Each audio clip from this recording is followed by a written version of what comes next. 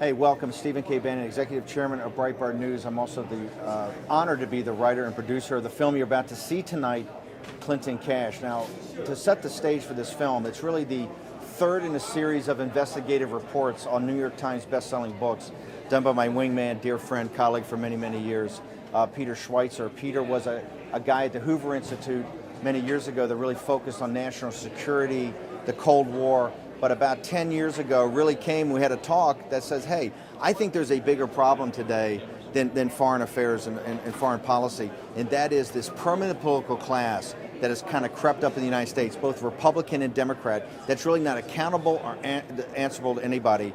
And we set up the Government Accountability Institute, a not-for-profit vehicle for you to do deep dive research. You came up with a series of books. The first book's being Throw Them All Out, the second book being Extortion, the third book in this series being Clinton Cash. The movie tonight is Clinton Cash, but I think it's very important to go back and see the genesis of this, that we're not singling out the Clintons per se in pursuing this. It's really an evolution of kind of how this whole graft and corruption has developed over time.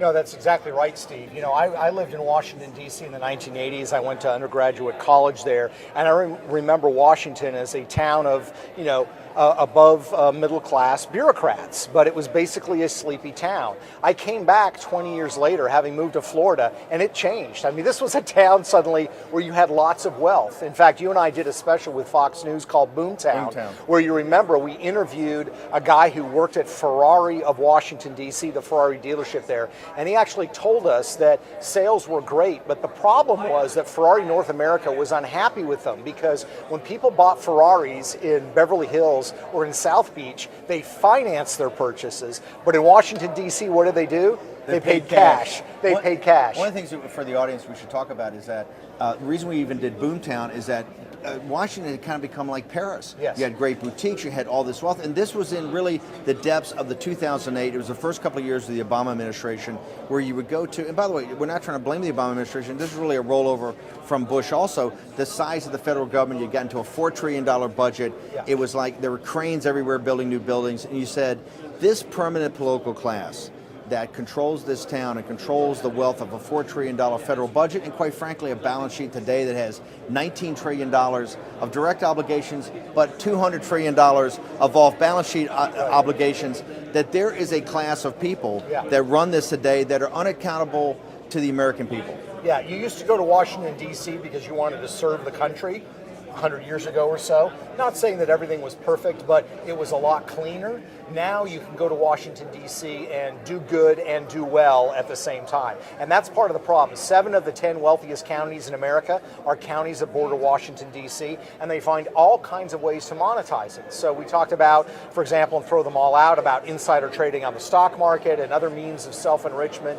that the political class is exempt from. This is important. It's insider trading. It's trading on material, non-public information that they can actually make a fortune on that's not available to you, the public. In fact, the public would actually be sentenced to long jail sentences for what happens on Capitol Hill every day. That's exactly right. So, for example, if I know as a bureaucrat that the Medicare system is going to reimburse at a higher rate for a drug that a pharmaceutical company is offering, I could trade on that information if I'm a congressman and make a lot of money, because that's going to make the company a lot of money, Medicare, doing that.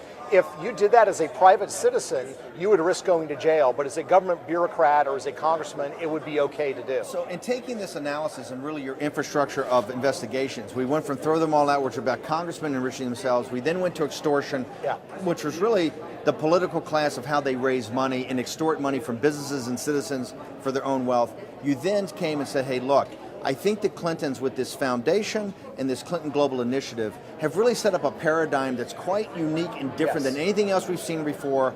I want to spend a couple of years and really with a team of investigative forensic accountants, SEC lawyers, internet systems engineers, other people, that you really said, I want to do a very deep dive on this and just look at the time, really, when she was essentially Secretary of State, and look at this Clinton Foundation Global Initiative and see exactly what went on. No, that's exactly right. So if you're looking at crony capitalism, you're looking at self-enrichment by politicians, as we did in Throw Them All Out and we did in Extortion, you have to then come to the point of saying, who's the pinnacle of this? Who does this better than anyone else? that would be Bill and Hillary Clinton. So well before that she announced she was going to be a candidate, we started researching it because they have accumulated an amazing fortune. And they've done it. They didn't start a company and take it public.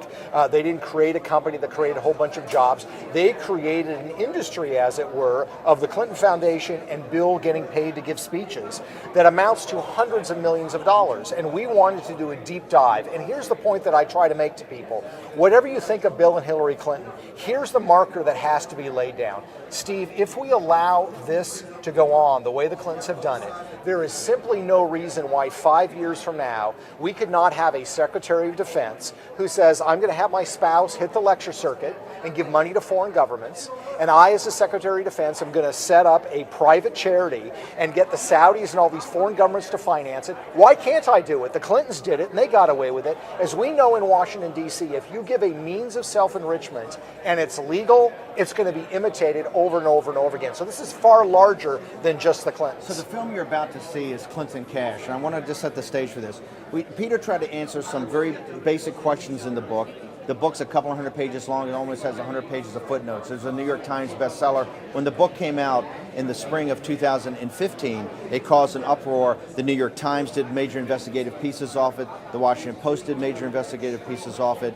The book was really lionized as a type of analysis that the Clintons were going to have to start to ask questions on. It caused a firestorm.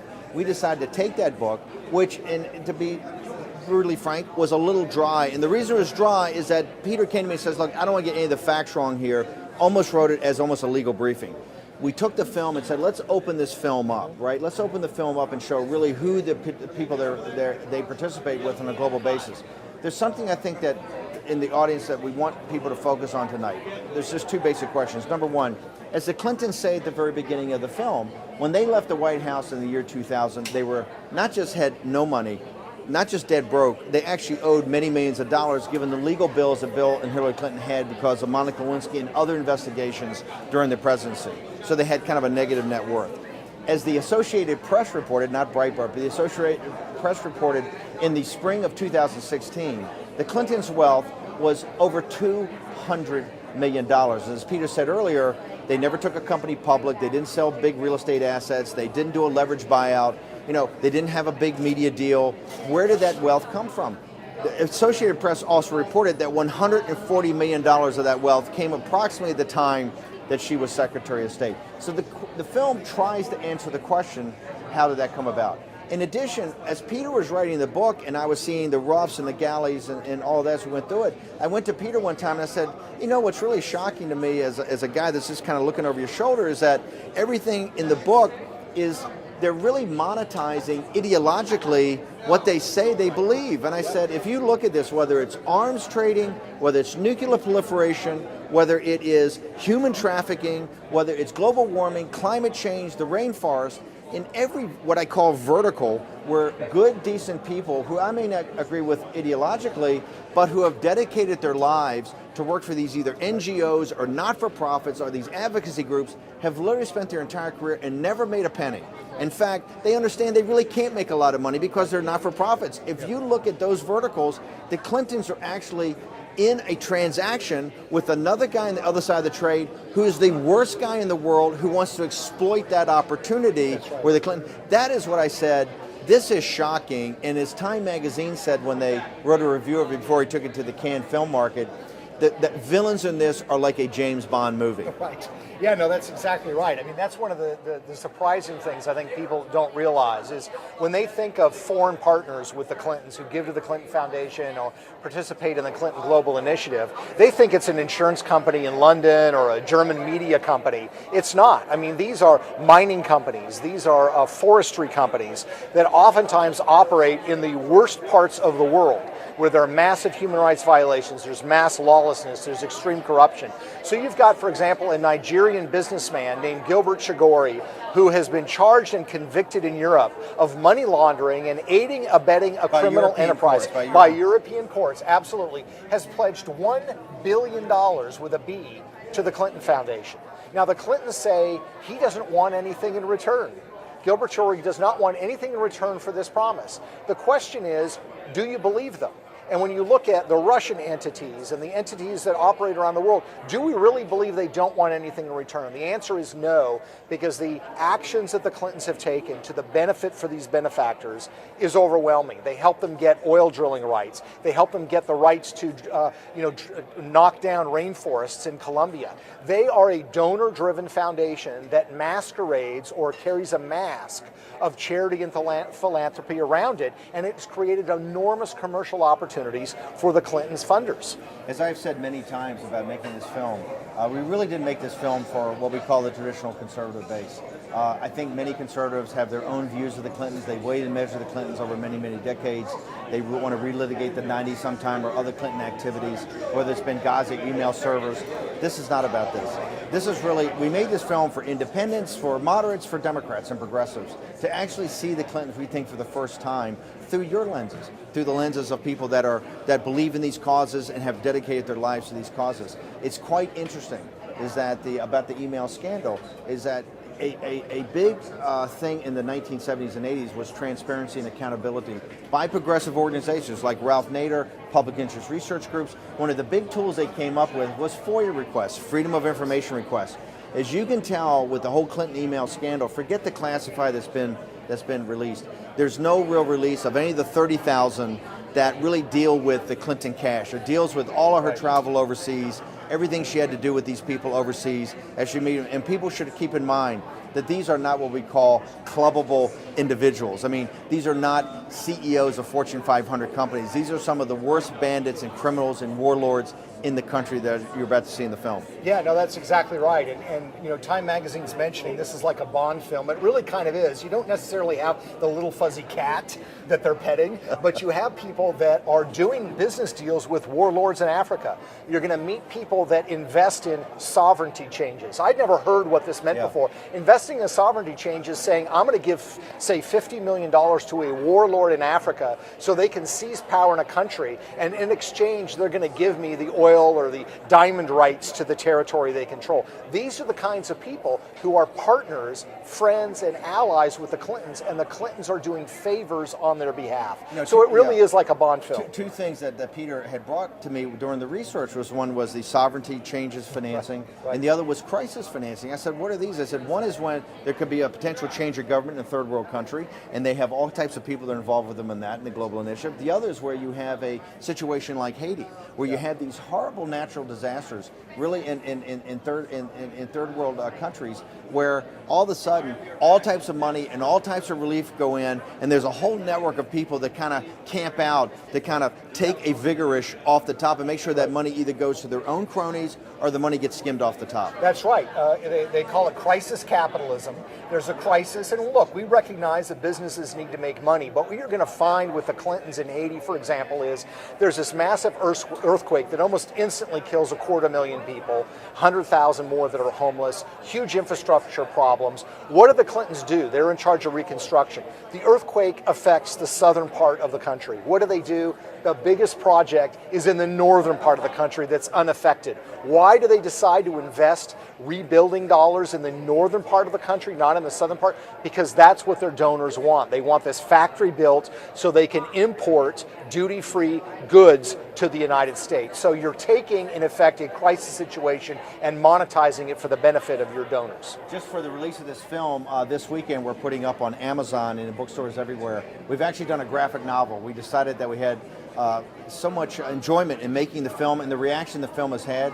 We've decided to go back and take the film. We've actually made a graphic novel. I think it makes the information in the book much more accessible. The book is also coming out of paperback next week. And so you're going to have the ability to buy the book in paperback, to go to your bookstore, or to go to Amazon and buy a graphic novel. And we took a lot of time and attention to make sure the artwork was fantastic and the story really flowed. Or you're going to get to see this film, which we're dedicated now to getting up online and getting up on digital platforms. The reason we're doing it, we've screened this a number of times, and certain times it's had, like at the Republican convention, we had about a 25% audience of progressives and Democrats, and people came to us afterwards and said, we've got to get this film out there. People have to see this information. So what I want to do without further ado, we're going to come back briefly after the film for a quick wrap up, but without further ado, I guess featuring Gilbert Seguri, Frank Giustra, many characters you're about to meet for the first time, and believe me, I think some of them will be in your dreams or nightmares tonight. Also featuring Bill and Hillary Clinton and Peter Schweitzer. Clinton Cash, next. The world is too small, our wisdom too limited, our time here too short to waste any more of it in winning fleeting victories at other people's expense. The Clinton Global Initiative, which brings philanthropists and CEOs together with nonprofits to make concrete commitments aimed at some of the world's toughest problems. Almost 10 years in, they have leveraged billions of dollars in assistance in more than 180 countries. CGI was designed to tackle big global challenges in bite-sized pieces, with the conviction that regardless of size or scope, our problems will yield to concerted action and innovative partnerships of individuals, NGOs, businesses, and governments. We have to now find a way to triumph together. All the problems that we face, from climate change to financial contagion to nuclear proliferation, are too complex and cross-cutting for any one government, or indeed for governments, to solve alone. Because we believe that ending hunger is not only possible, but it is both a moral and strategic imperative. Hillary Clinton is trying to shift the spotlight to global warming, the presidential contender unveiling her plans to combat climate change. Together with innovative partners from the public and private sectors, we're working to make homes, universities, and cities more energy efficient. We share a common future, and we are here to find common ground. Women must be empowered. It's classic Bill Clinton, by using his birthday to help the causes he champions, from combating climate change to obesity and even HIV/AIDS. Help bring new dignity and respect to women and girls all over the world. And in so doing, bring new strength and stability to families as well.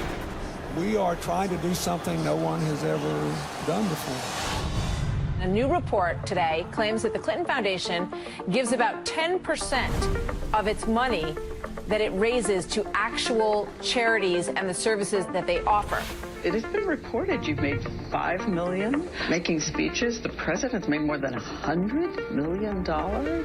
Well, if you have no reason to remember, but we came out of the White House not only dead broke, but in debt. 6 years ago, Hillary Clinton was about to become Secretary of State. Barack Obama had nominated her. Everyone knew she was going to be confirmed by the Senate, going to be confirmed easily. But there was a thought, there was a question, there was a doubt out there about a potential conflict of interest. The Clinton Foundation dropping its self-imposed ban on collecting funds from foreign governments and entities. And now the Washington Post reports total contributions to that foundation amount to $2 billion. There's a lot of money sloshing around. Everything is blurred, and it's not good. The questions scream out at me. What in the world happened with the foundation and these ulterior motives and this money and the email server? I'm sorry. Those scream out at me. The amount of schmoozing involved and crossing lines and one person putting money in a foundation and then Clinton getting unbelievable amounts for his speeches, contracts going one way or another, it's not good. I look forward to working with all of you, particularly the appropriators. We have a lot of work to do, and it is such important work that lies ahead.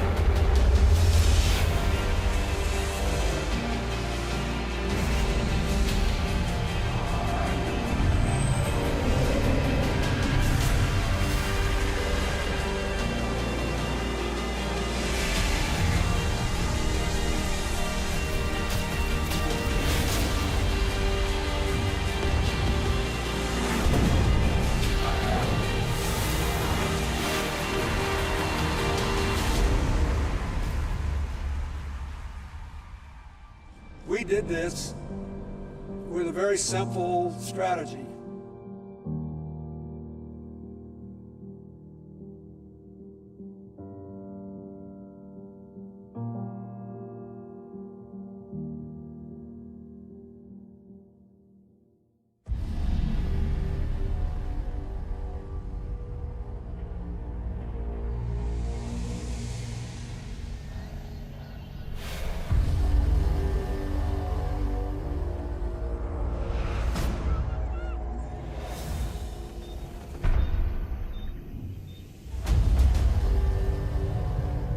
Africa is a continent that has been a chamber of horrors for decades.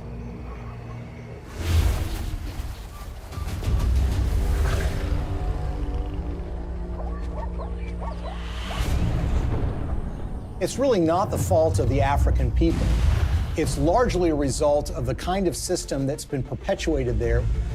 You have these oligarchs which dominate these countries that oftentimes have natural resources that can be very lucrative. And these oligarchs strike deals with foreign corporations or foreign governments who in effect prop them up and put them in power. And in exchange, these oligarchs give these entities access to rich mineral deposits. And the Clintons, you would expect to be opposed to this sort of thing, and that's at least what their language does. Our countries have deepened our cooperation on many issues, including good governance and transparency, energy, regional security, and advancing peace and development in the Niger Delta. The problem is, their words are different from their actions. Rwanda has clearly taken an impressive trajectory of development, and the people here still think Kagame is the man to take them to another level. President Paul Kagame has walked all around the crowd, thanking the people for electing him unopposed as chairman of the RPF or president of the RPF for another 7-year term. But his critics say that far from entrenching democracy in Rwanda, he's actually eroding it by silencing his opposition.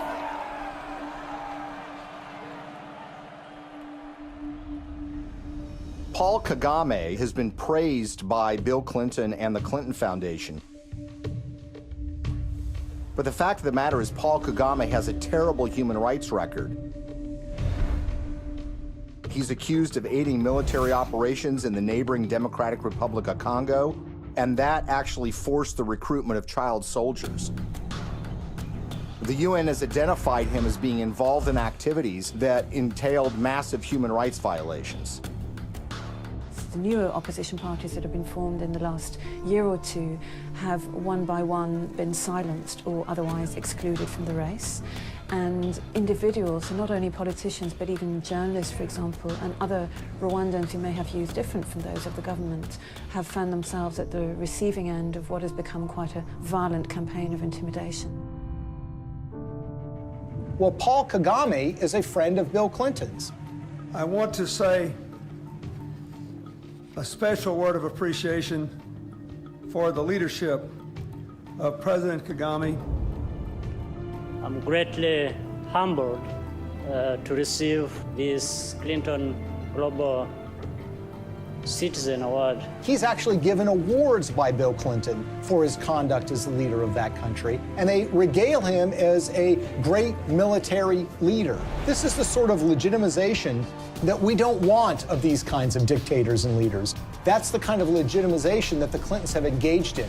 And they've done it in a way that creates commercial opportunities for donors and friends and allies who want to do business in Africa.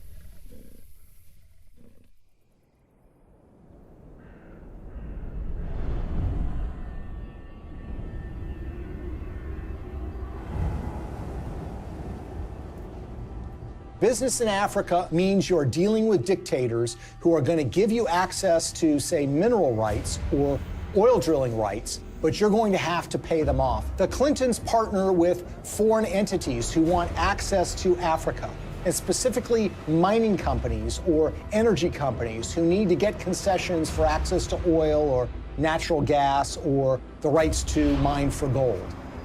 Those two make a powerful alliance because these companies will give money to the Clintons, either in the form of speaking fees or in the form of donations to the Clinton Foundation. And the Clintons will then, in effect, do their bidding before the halls of power and corridors of power in Africa. And they will go to foreign governments and encourage them to do business with individuals who are putting money in their pocket. And this leads to some amazing fits of behavior that, in a way, are just reminiscent of 19th century colonialism. A perfect example of this is Ambassador Joe Wilson. Joe Wilson is a longtime friend of the Clintons. In fact, he endorsed Hillary Clinton in the 2008 presidential election. And it was also thought that he might become a senior official in Hillary Clinton's State Department. But the fact of the matter is Joe Wilson was up to something far more nefarious during Hillary Clinton's tenure as Secretary of State. In 2009, shortly after she became Secretary of State, when Wilson was the vice chairman of a company called Jarch Capital, they took out a 50-year lease on 400,000 hectares in South Sudan.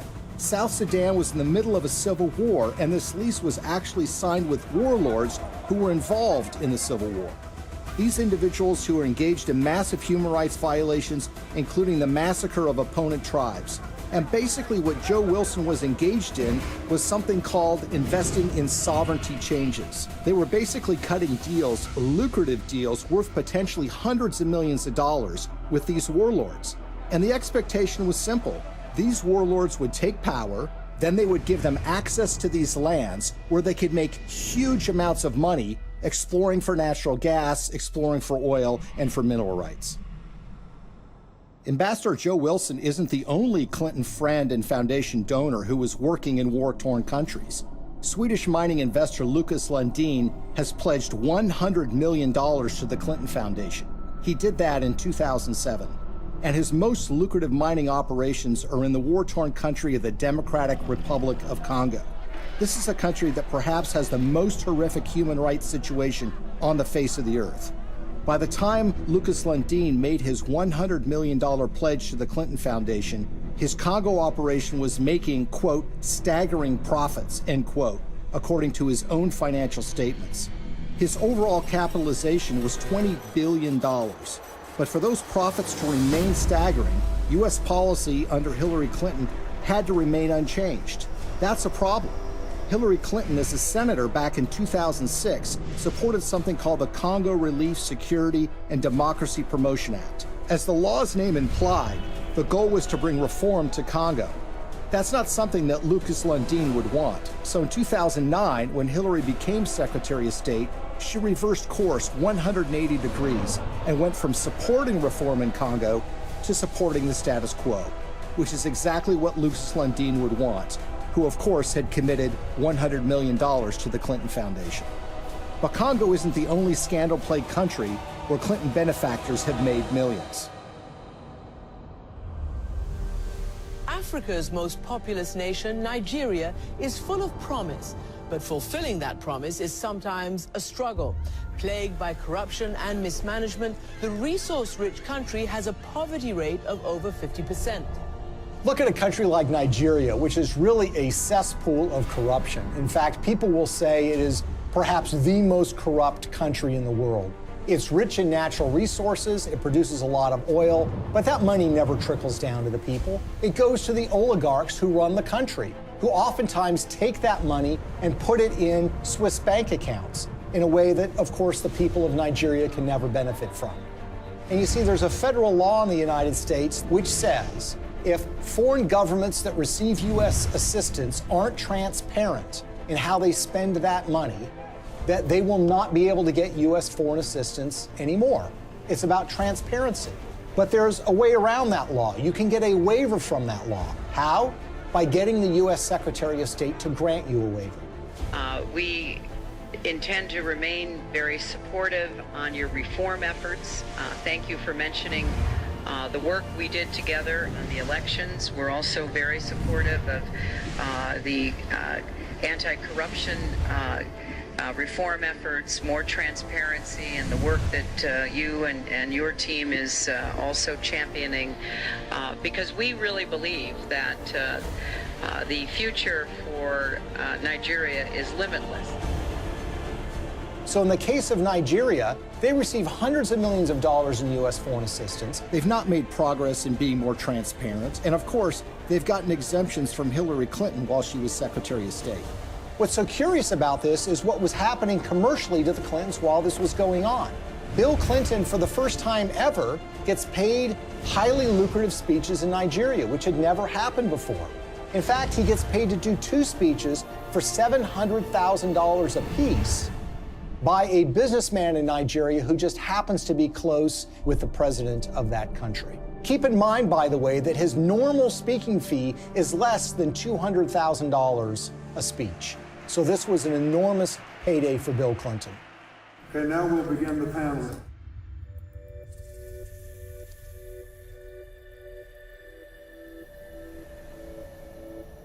One of the pinnacles of power in that country is a gentleman named Gilbert Chagoury. Gilbert Chagoury, who has committed $1 billion to the Clinton Global Initiative, is connected to another individual in the Clinton orbit. That would be Mark Rich, the billionaire who was on the FBI's 10 most wanted list that was suddenly and surprisingly pardoned by Bill Clinton in 2001. Mark Rich, you might recall, is somebody who was trading oil with the Ayatollah Khomeini of Iran at the same time that the Ayatollah was holding 50 Americans hostage.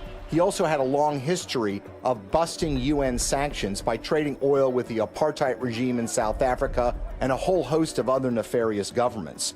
Well, Gilbert Chagoury, the high Clinton donor, was business partners with Mark Rich. Together, they sopped up oil assets in Nigeria and sold them on the oil market for the benefit of a corrupt individual who was leading Nigeria at the time, named General Abacha. Abacha smuggled, by some estimates, $4 to $8 billion out of the country and put them in European bank accounts. Gilbert Chagoury was indicted and convicted in Europe for helping him to do that. He was charged for aiding and abetting a criminal enterprise and on money laundering charges. And the suffering that ends up being done here is by the people of Nigeria, who see their leadership getting a pass from the United States. The elites in those countries are getting rich, the Clintons are getting rich, and the money somehow never trickles down to the people of Nigeria. Sadly, this theme of resources not trickling down to those most in need is a common one when it comes to the Clintons.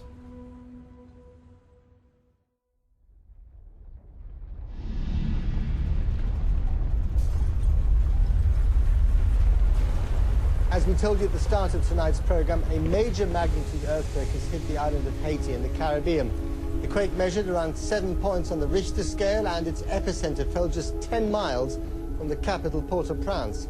Haiti's ambassador to the U.S. has described the event as a catastrophe of major proportions. So far, we have no information regarding the casualties. The war is coming to an end! It was a big earthquake. It lasted like 15 seconds, I think. Probably the most devastating humanitarian crisis that Hillary Clinton faced during her tenure at the State Department was the tragic earthquake in Haiti. It happened in January of 2010, and literally in a matter of seconds, 250,000 people were estimated to have died, and a large portion of the Haitian infrastructure and economy was just decimated. It was a crisis on a massive scale. The United States is offering our full assistance to Haiti and to others in the region. We will be providing both civilian and military disaster relief and humanitarian assistance, and our prayers are with the people who have suffered, their families, and their loved ones. In the days and weeks that followed the earthquake in January of 2010, Hillary Clinton made visits to Haiti. And here's the latest on Haiti. U.S. Secretary of State Hillary Clinton arrived in Port-au-Prince just about an hour ago. She is the highest-ranking U.S. official in Haiti right now since Tuesday's earthquake. She's meeting with Haitian leaders and international officials to discuss the rescue and relief efforts.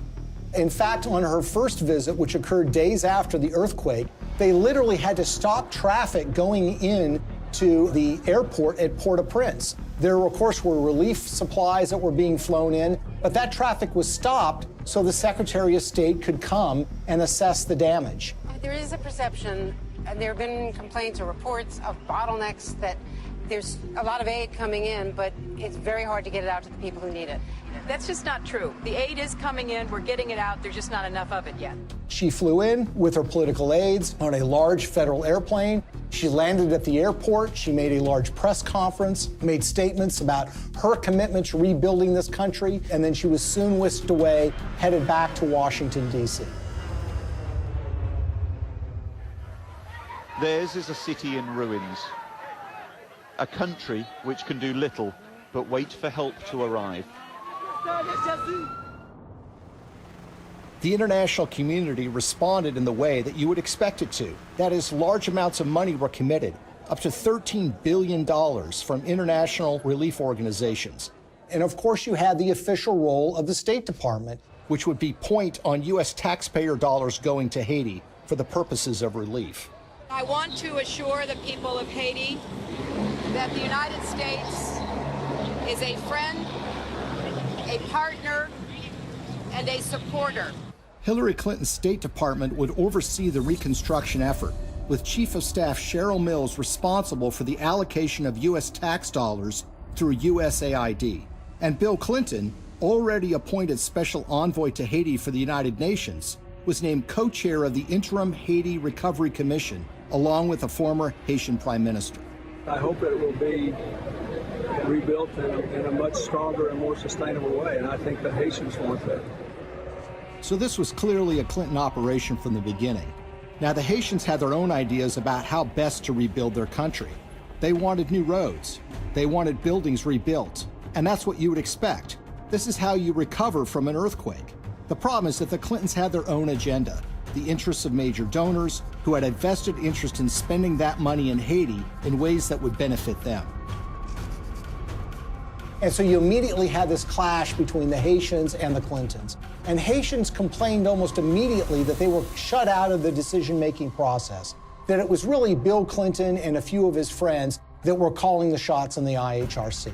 And they made some monumentally bad decisions that not only didn't benefit the Haitian people, but ended up putting money in the pockets of major Clinton donors who had economic stakes in Haiti. We have been united behind a single goal: making investments in this country's people and your infrastructure. So it's a classic example of what some people call disaster capitalism. Disaster capitalism in that a natural disaster creates opportunities for rebuilding to take place, but also for self-enrichment to take place. And if you look at the Clintons and the promises that were made and the results that actually followed, it is a tragic story of crony capitalism gone awry.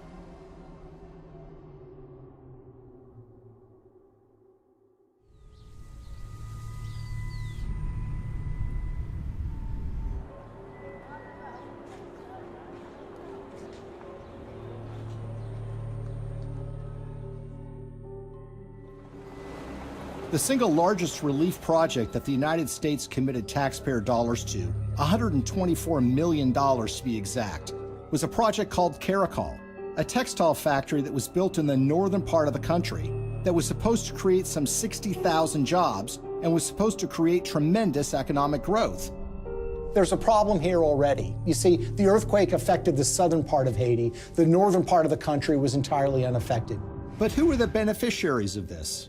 Companies like Gap, Target, and Walmart, to name a few. The Caracol factory was built, but it didn't create 60,000 jobs. It created barely 5,000 jobs. But the major American companies who got textiles tariff-free, made at low wages, benefited enormously. And the end effect on the Haitians was very, very minimal.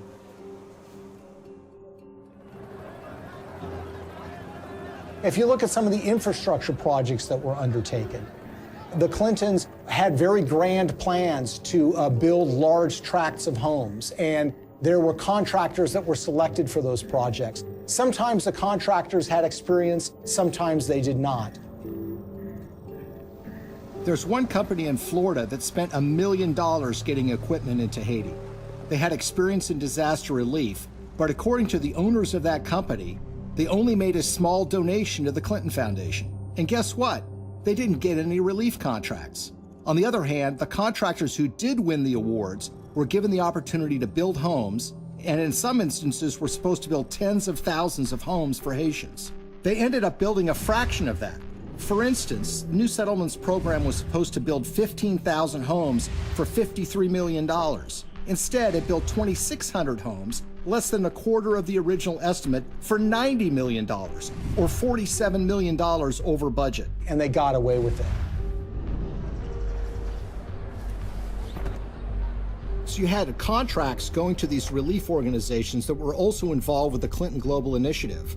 And you had this one organization, Dahlberg, that was supposed to do an assessment for relocating people that suffered from the earthquake. They determined that people should be moved to a site that happened to be on a cliff that was highly unstable. USAID's Inspector General reviewed Dahlberg's recommendations and found them basically unusable. One member of the USAID shelter team was quoted by Rolling Stone magazine as saying that the recommendations were so bad, it looked like the team never even got out of their SUVs. Another person said that only one of the people that was sent to Haiti by Dahlberg actually spoke French. Telecom mogul Dennis O'Brien is one of the world's richest people, and he's finding opportunities in the poorest country in the Western Hemisphere. The Irish billionaire is the largest private investor in Haiti through his company Digicel, and he's now leading the Clinton Global Initiative efforts down in Haiti. Probably no one came out better in the Haitian reconstruction effort than an Irish billionaire named Dennis O'Brien. He was a Clinton Foundation donor, giving them between $5 and $10 million. He helped arrange speeches for Bill Clinton, too. The interest of the Obama administration, particularly the former Secretary of State Hillary Clinton, you know, all the different things that have happened to help Haiti get up off the floor have been led by the U.S. And he was the owner of something called Digicel, which is a cell phone company at the time of the earthquake. As part of that relief effort, the State Department run by Hillary Clinton wanted to fund a mobile money transfer service that would allow Haitian citizens to transfer and receive money on their phones. Well, Digicel applied to be the recipient of that grant money. 4 weeks after their application, Digicel actually sponsored a speech for Bill Clinton in Jamaica, and they paid him $225,000. And as it turns out, within 4 months of that speech, Digicel would receive the first installment of that grant money. The earthquake actually has been great for Digicel and Dennis O'Brien. More than 4 years since a magnitude 7.0 earthquake devastated Haiti, and outrage there is growing over the largely failed reconstruction effort, despite the hundreds of millions of dollars in aid that has been collected and spent by the IHRC, the Interim Haiti Recovery Commission. So whether you're talking about housing or cell phones, you see that the people that are closest to the Clintons have made out very well from the Haitian earthquake. The rest of the country, the ordinary people of Haiti, not so much. Haitian activists staged a protest outside Hillary Clinton's Manhattan office. The demonstrators claim billions of dollars were stolen through the Haiti Reconstruction Commission headed by Bill Clinton. They also say Haiti was used as a cover for foreign governments to funnel kickbacks of possibly hundreds of millions of dollars through the Clinton Foundation. They say it was done in exchange for favors that Hillary was doing for them as Secretary of State. The tragedy is we had an opportunity to rebuild in a way that would give the people of that country hope. Sadly, that opportunity was squandered, and what took place, rather than rebuilding Haiti, was the self-enrichment by friends of the Clintons. For all of Bill Clinton's talk about building Haiti back better, the fact remains that the most visible evidence of Clinton's role in the recovery isn't the improvement of daily life for everyday Haitians, but the construction of new luxury hotels just miles from the folks who have been living in tarps USAID handed out immediately after the earthquake. We are telling the world of the crimes that Bill and Hillary Clinton are responsible for in Haiti. But while the world eventually lost interest in Haiti's recovery, the influence and connections afforded to donors from the Clinton Foundation appear to have been lessons learned by others. So how much do connections to the Clintons matter when you're talking about Haiti? Consider the case of gold mining. The government of Haiti had not granted a gold mining concession in 50 years. They decided to do so during the reconstruction of their country, which was being overseen by Bill and Hillary Clinton. What company did they select to get this gold mining permit? A company called VCS Mining. VCS Mining had very little experience in gold mining, but what did they have? They had connections. Shortly after they got that concession, someone joined their board of directors. It just happened to be Tony Rodham, brother of Hillary Rodham Clinton. It was a true disaster that followed the earthquake, which was the natural disaster. This was the man-made Clinton-caused disaster in relief that led to the wasting of enormous sums of money, the enrichment of elites that were friends with the Clintons, and the Haitians were left in a situation where their life was really not much better than it was the day after the earthquake happened.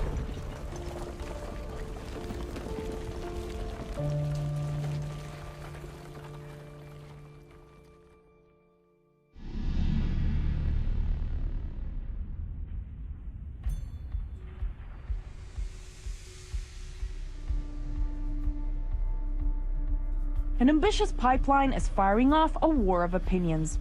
Environmental activists marched in Washington today to protest plans for the Keystone XL oil pipeline.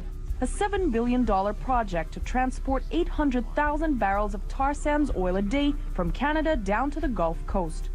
In Washington, a showdown on the Senate floor today over the Keystone XL pipeline. The vote to approve the controversial project has big political implications. The pipeline would create 20,000 jobs, but opponents say the environmental risk is too great. One of the touchstones of the climate change debate has been the Keystone XL pipeline. It's designed to carry oil from Canada through the United States to refineries in Louisiana and in Texas. The environmental movement has wholeheartedly rejected this deal from the beginning because they believe that it's going to further contribute to the problems of climate change. Pipeline! 1! We are the people! 2! You can't ignore us! 3! Now, you would think that the Clintons would be opposed to the Keystone XL pipeline deal because of those concerns. And perhaps they might be, except for one or two problems, or should I say 1 or 2 million problems. You see, when Hillary Clinton became Secretary of State in late 2008, there was already an issue related to the Keystone XL pipeline sitting on her desk. She was going to have to sign an environmental and economic impact statement and decide whether the Keystone XL pipeline should go forward.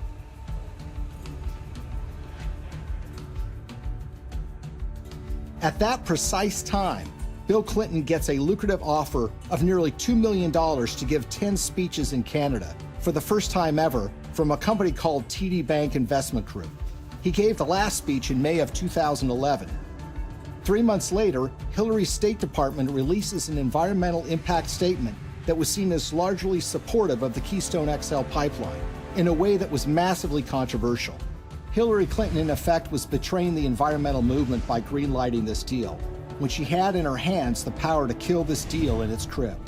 It was shocking. Organizations like Greenpeace and Friends of the Earth were stunned.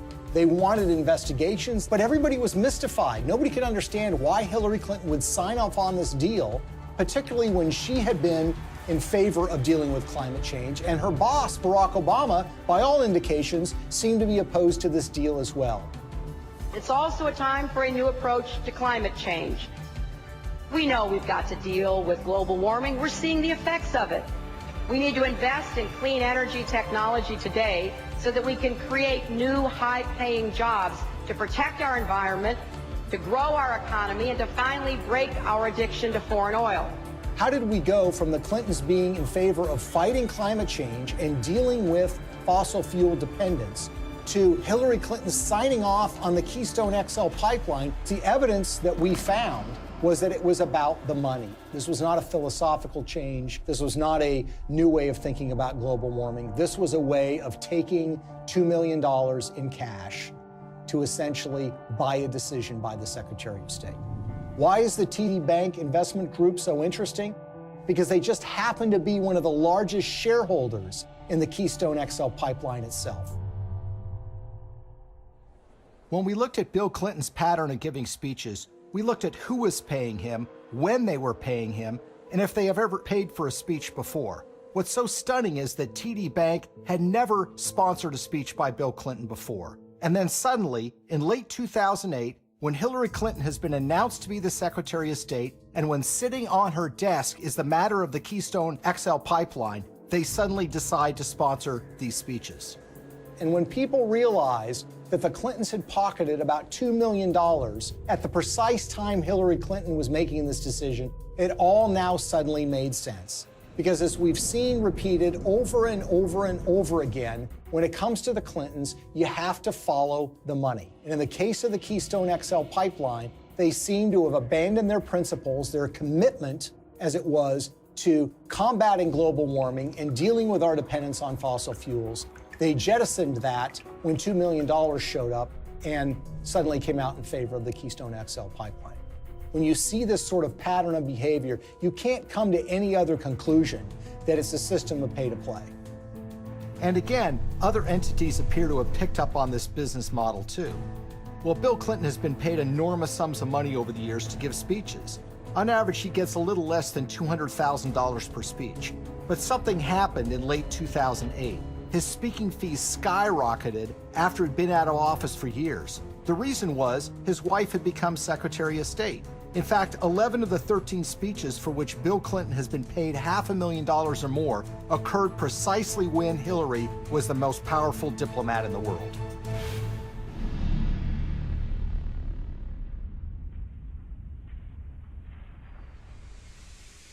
You will never contribute to an organization that will give you a higher probability of having your good intentions turn into real positive changes in other people's lives.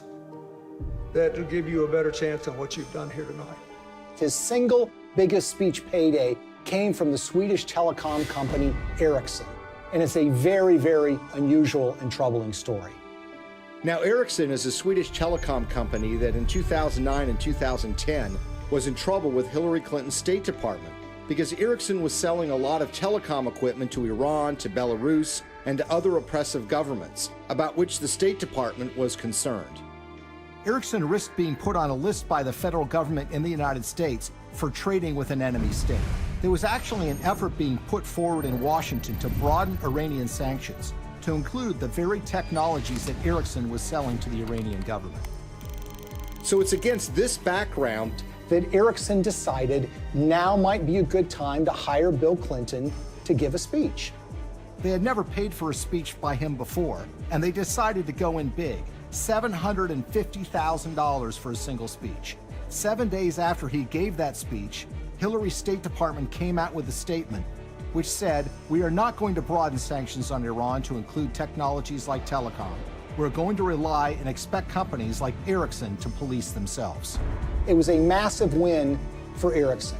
Ericsson was able to avoid having to deal with a regulatory battle in Washington, giving up contracts that were highly lucrative in these countries, and being put on a list that would create an enormous diplomatic problem for them, all because essentially they paid Bill Clinton to give a speech for $750,000. Will you continue to give speeches? Oh, yeah. I got to pay our bills.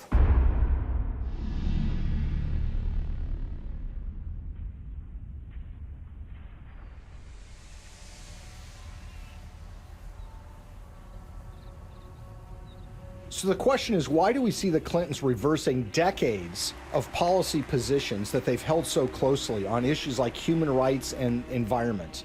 And a big clue comes from the folks that are giving the Clinton Foundation literally tens of millions of dollars. And one, if not the biggest donor to the foundation, is a Canadian named Frank Giustra. Giustra is in the mining business, hardly something you'd call environmentally friendly.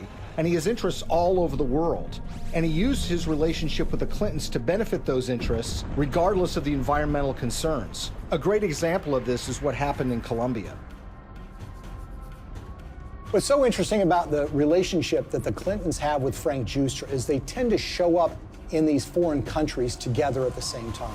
Frank Giustra's made billions of dollars over the years in the so-called penny stock market in Canada, which is highly open to manipulation. He's been very successful in this area. Now, the Vancouver Stock Exchange is not like the New York Stock Exchange in the United States. This is the stock market or an exchange that is dominated by penny stocks, made up of a lot of natural resources stocks. It's sort of the wild, wild west of investing. It's called Dodge City sometimes. And the reason is because there's a lot of speculators, there's a lot of misinformation that's put around, and there are a lot of mining companies that don't really have any assets, but will proclaim to have gotten the rights to some lucrative gold mine, let's say, and then they send that news out to the public in the hope that it will lead to a flood of people buying the penny stock so the shareholders can sell their assets.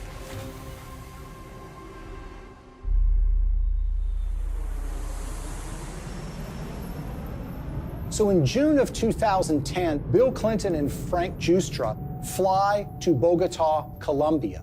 And who arrives there at roughly the same time? Secretary of State Hillary Clinton. The big thing from the news conference was where Bill and Hillary were dining the other night in Bogota. I had a chance to talk to her about her dinner experience in the Zona Rosa, and here's what she had to say. Dinner was good? It was excellent in every way. So it was like eating in the States, but eating in Bogota. Well, it was a real treat to be in Bogota and to be with people who love this city so much, including my husband. Now, in her memoirs, Hillary Clinton says that this is just a happy coincidence. But when you see what follows, you realize that this is no coincidence. The following morning, Bill Clinton has a breakfast meeting with the outgoing president of Colombia, President Uribe. Then, like a tag team, Secretary of State Hillary Clinton has a noon lunch meeting with him, and she grants him several favors, including technical agreements that the Colombian government wants. In the days that follow, something dramatic happens. Frank Giustra has 3 companies that get major concessions from the Colombian government: Pacific Rubiales, Petroamerica, and Prima Colombia Properties. One of those, Prima Colombia Properties, gets a concession to cut timber in a rainforest in Colombia along the Pacific coast. And that timber is not intended to export to the United States, but is intended for export to China. There's an outrage and upset environmentalists who realize what's going on, and eventually that permit is yanked by a future president of Colombia, but not before Frank Giustra's company is able to profit from cutting down these rainforests, which again is a behavior that runs so contrary to what the Clintons profess to be in favor of. We all know that in order to build low-carbon economies of the future, we need sustainable forests. I also know the future of our planet depends on healthy, standing forests. They have talked about the problems of deforestation. They've talked about the problems of the need for successful growing forests to mitigate carbon dioxide in the air.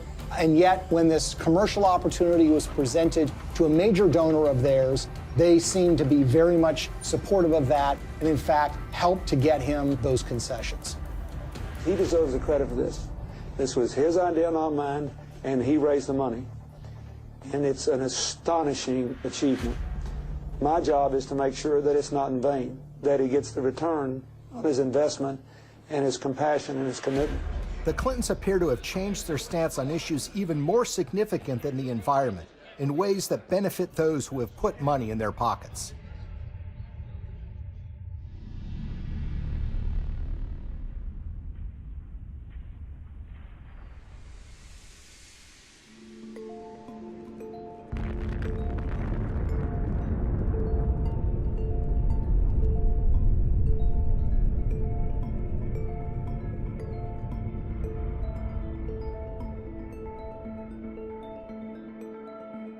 I represent a president and a country committed to a vision of a world without nuclear weapons and to taking the concrete steps necessary that will help us get there.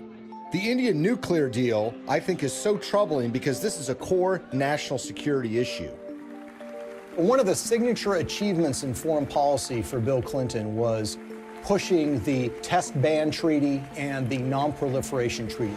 Today in New York, the United Nations General Assembly voted overwhelmingly to adopt the Comprehensive Nuclear Test Ban Treaty and open it for signature later this month.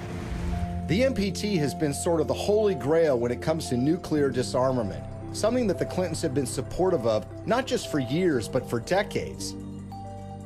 That was all thrown asunder in 1998 when the Indian government tested nuclear weapons underground. India's action threatens the stability of Asia and challenges the firm international consensus to stop all nuclear testing. These were tests that truly shocked the world. Even the CIA was not aware that these tests were about to take place. Clinton's reaction was volcanic. He felt betrayed by the Indian government. And as a result, he imposed sanctions on India, essentially saying, you're not going to get access to U.S. nuclear technology until you sign the NPT, the Non-Proliferation Treaty. In 2005, the Indian government wanted to get these sanctions lifted. Not only do they have an interest in expanding their civilian nuclear base, they live in a neighborhood where some pretty tough customers and rivals have nuclear weapons themselves. First of all, you've got Pakistan, which is right next door, which is widely believed to have nuclear weapons. And then you have China, a longtime rival of India, which has a nuclear arsenal. The Clintons said that they were in favor of giving the Indian government some access, but the problem is it didn't go nearly as far as the Indian government wanted. So in 2005, they started making donations to the Clinton Foundation. This morning, yet another shady donation to the Clinton Foundation has surfaced, this time tied to a donor from India, apparently a friend of Bill Clinton. We're talking about tens of millions of dollars from Indian interests flowing into the Clinton Foundation. And we're talking about at least hundreds of thousands, if not millions of dollars in speeches that Bill Clinton was paid by interested parties in the Indian nuclear deal. Amar Singh, according to Clinton disclosures, has given between $1 and $5 million to the Clinton Foundation in the push to get them to support Indian access to nuclear technology. He's a member of parliament who has gotten in fistfights on the floor of the parliament, who's been charged with bribing members of parliament to get certain pieces of legislation passed. You see, the problem is when you ask Amar Singh, he says it wasn't my money. I don't have that kind of money. I couldn't have given him that amount of money. And in fact, when you look at Indian public records, you see that Amar Singh doesn't have a net worth anything close to being able to give that amount of money. So where did the money come from? Well, sometimes the most obvious answer is the correct one. Sant Chantwal is an Indian businessman who has been close to the Clintons for years. He pledged to raise $5 million for her 2008 presidential campaign. And Bill Clinton was at his son's wedding. They actually named him as a trustee of the Clinton Foundation. When Hillary Clinton was first running for the Senate in 2000, Sant Chantwal was in trouble with a federal agency called the Federal Deposit Insurance Corporation. He basically owed them millions of dollars from unpaid loans. Well, in 2000, Chantwal throws a fundraiser for Hillary Clinton, and he brings in $500,000. A few months later, with Bill Clinton still president of the United States, Sant Chantwal's case with the FDIC was abruptly settled for a mere $125,000. So basically, the federal government got pennies on the dollar. He would actually go on to plead guilty for funneling $180,000 in illegal campaign contributions to Hillary Clinton, among others. And no one seems to have made the connection. Well, maybe one reason no one made the connection is because the Clinton Foundation mysteriously erased any mention of Sant Chantwal from the website once he had admitted to his illegal activity. So here we are years later, and we've got this donation in a guy's name who swears he didn't actually make the donation. And you've got this longtime Clinton benefactor who actually gets the highest civilian award in India because of his role in changing Hillary Clinton's mind on this nuke deal. Sant Chantwal says he's worked with everybody and even laid the foundation of the Indo-US nuclear deal. So the Indian government says that they've given you this award for your role in pushing the Indo-US nuclear deal forward. How exactly would you describe the role you played in this? Well, I can tell you Indian nuclear power deal. If you look at it, I'm the first one. I laid the foundation. On the eve of the vote in 2008 to approve Indian access to U.S. civilian nuclear technology, Amar Singh, who barely knows Hillary Clinton, had a 2-hour meeting with her where they discussed the Indian nuclear deal.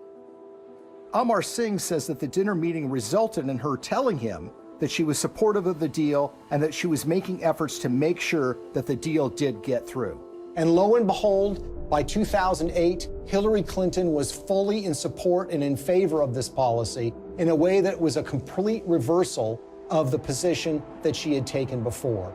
In other words, the flow of money had led the Clintons to change their positions on the Non-Proliferation Treaty, and specifically, India getting access to U.S. nuclear technology. This was a decision that was wholly out of step, wholly inconsistent with a progressive liberal agenda. Hillary Clinton made a decision of reversing her previous position after the flow of funds to the Clinton Foundation, and her husband gave some speeches in India. But this wouldn't be the last time Hillary reversed herself regarding nuclear weapons technology. Shockingly, Bill and Hillary would end up receiving money from folks that were looking to make something happen a lot closer to home.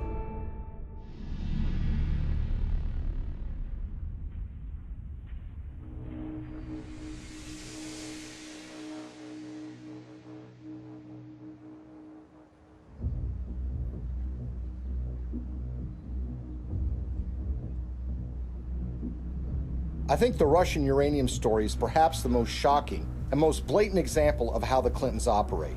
This is a story about the Russian state nuclear agency, American uranium, $145 million in cash, and the Clintons.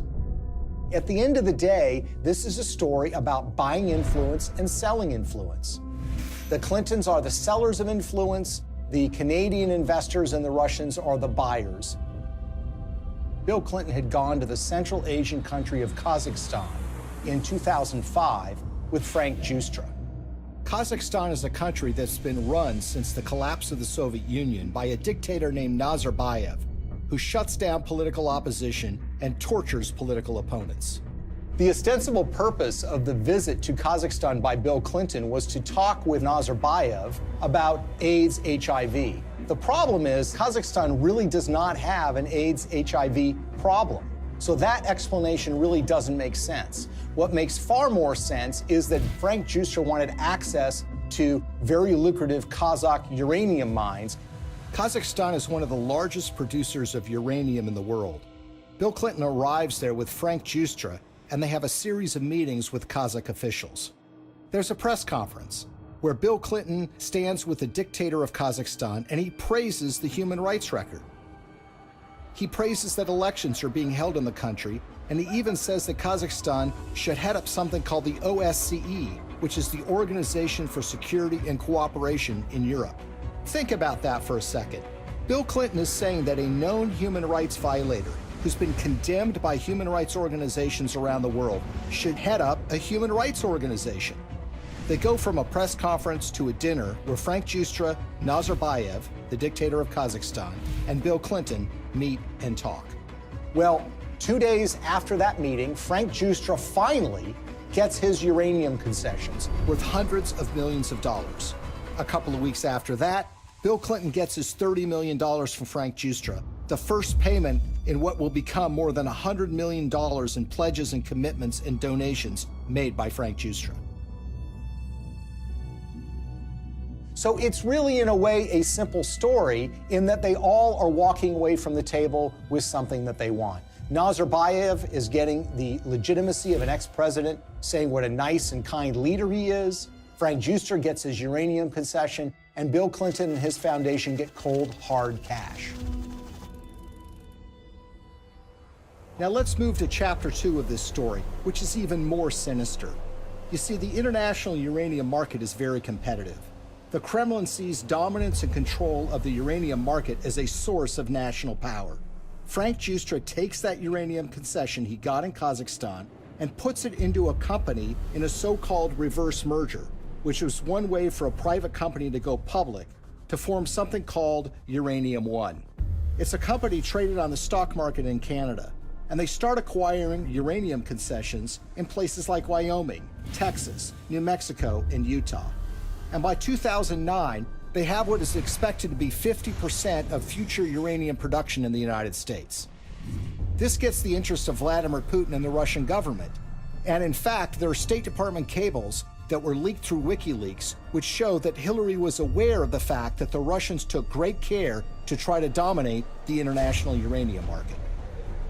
Well, the Russians want to buy this asset, and they offer a 40% overprice on the share of the stock. And for this transaction to go through, it has to be approved by the U.S. federal government. Why? Because uranium is regarded as a critical industry in the United States. After all, this is used for our civilian nuclear reactors and goes into nuclear weapons. So it goes before the federal government where it needs to be signed off by a series of federal agencies, including the Secretary of State, Hillary Clinton. As Hillary Clinton is contemplating this, shareholders in Uranium One, including Frank Justra, have sent more than $145 million to the Clinton Foundation. The chairman of that company at the precise time is a guy named Ian Telfer, who is also making donations to the Clinton Foundation, as is Frank Holmes, who is another major Uranium One shareholder. And Hillary Clinton, who has a record of opposing precisely these kinds of deals, comes out and says, you know what, I think this is a good deal. Let's let Vladimir Putin take control of what is now 20% of U.S. uranium production. Bill Clinton and Hillary Clinton are the only figures in American politics who are willing to do this deal and who could actually pull it off, because they had a reputation that runs so contrary to what they're doing. I mean, this is what the Clinton Foundation does, right? This is what they talk about politically, their support for human rights, their concerns about proliferation. They're concerns about issues related to Russian aggression. There's no doubt that when Putin came back in and said he was going to be president, that did change the relationship. We have to stand up to his bullying. And what's so interesting when you consider this uranium deal are the actions of a small Canadian investment firm called Salida Capital. Salida Capital, in 2010, as this deal was going down, committed to give millions of dollars to the Clinton Foundation, and they also sponsored a speech by Bill Clinton in Canada. Salida Capital is also the name of a wholly owned subsidiary of Rosatom. Who is Rosatom? Well, this is the government agency in Russia that controls their nuclear arsenal, that built nuclear reactors in Iran, and engages in nuclear technology exchanges with rogue countries like North Korea. What this means, in essence, is that the Russian government, specifically Rosatom, was funneling money through a subsidiary directly to the Clinton Foundation. But the payday didn't end there. 4 months before Hillary Clinton's State Department would sign off on the Russian purchase of uranium-1, Bill Clinton got paid $500,000 to give a single speech in Moscow. He was being paid by a firm called Renaissance Capital, which has a long history of association with Russian intelligence services. What makes this speech stand out is not only the timing of when he's being paid, but the amount that he's being paid.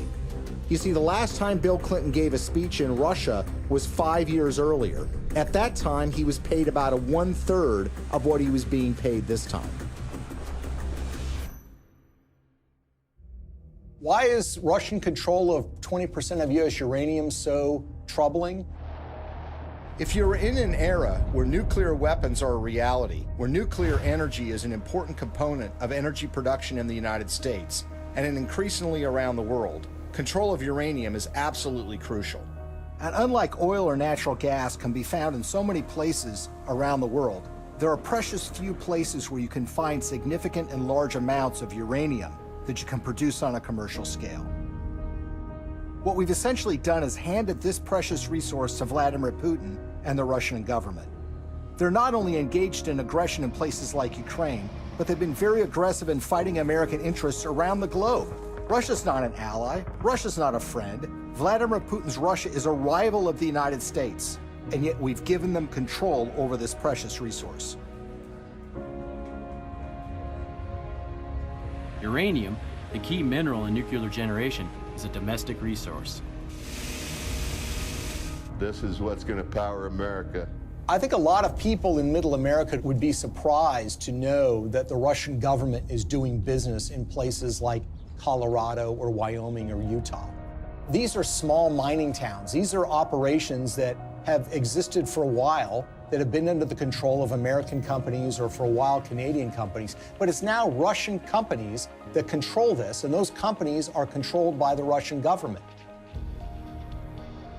Having read through the archives of the KGB, the files that they have been released, I can tell you that they look at the United States as weak and ineffectual. This is a thuggish government that is engaged in massive human rights violations. There are opponents of this regime that have been killed or have disappeared. There's been persecution of human rights organizations. There's been persecution of homosexuals. And it's shocking and stunning to me that there has not been more attention focused to this fact, that we have given this critical resource to somebody who is engaged in so much nefarious behavior. Greetings from Washington. I want to thank all of you for your work to root out corruption that weakens economic development, feeds black markets and organized crime, and undermines the promise of democracy. As we work together to eradicate corruption in our own countries, we should also maintain the highest standards of transparency and accountability in our development efforts around the world.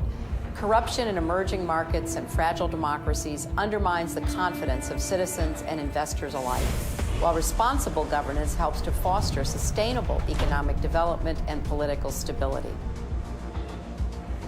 I believe in the oldest adage in American politics, which is follow the money. Enormous amounts of money have flowed to the Clintons from foreign governments, foreign financiers, and businesses. Some of that money lands in their pocket.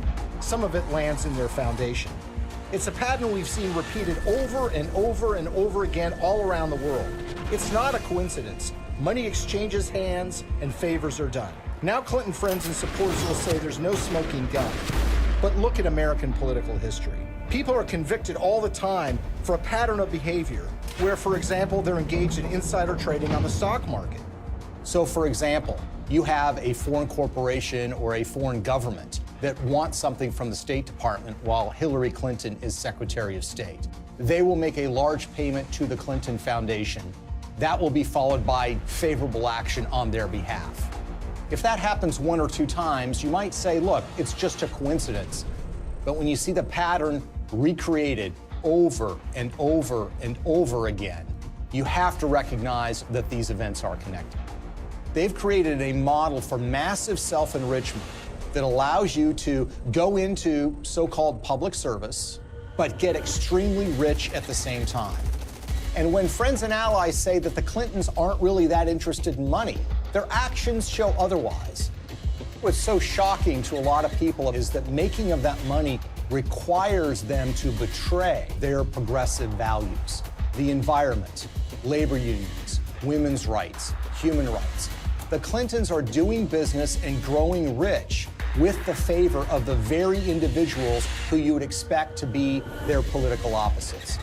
For a very long time in American history, and probably still to this day, one of the worst things that could be said about you as a politician is that you are on the take from foreign interests. What the Clintons have essentially done is busted down the door and robbed the bank of that concept. So when people think of the Clintons taking foreign money, they think it's maybe an insurance company from Great Britain, or they think it's from a supermarket chain in Canada. The fact of the matter is a lot of that money comes from the darkest, worst corners of the world. Are countries like Nigeria and Russia in the habit of giving money to politicians and not wanting something back? The Clintons are glad to take this money. It's made them fabulously wealthy. But what has it done for us? Before we had to worry about money from Wall Street and big labor, now we have to worry about it coming from around the world and infecting our politics and damaging our politics, everything from our uranium policy to our human rights policy. Nothing seems to be safe anymore. How is this not corruption? How is this not a crime? With the Clintons, nothing is sacred. Everything is for sale. But we are the ones who are paying the price. Maybe, just maybe, the American people are tired of being sold out.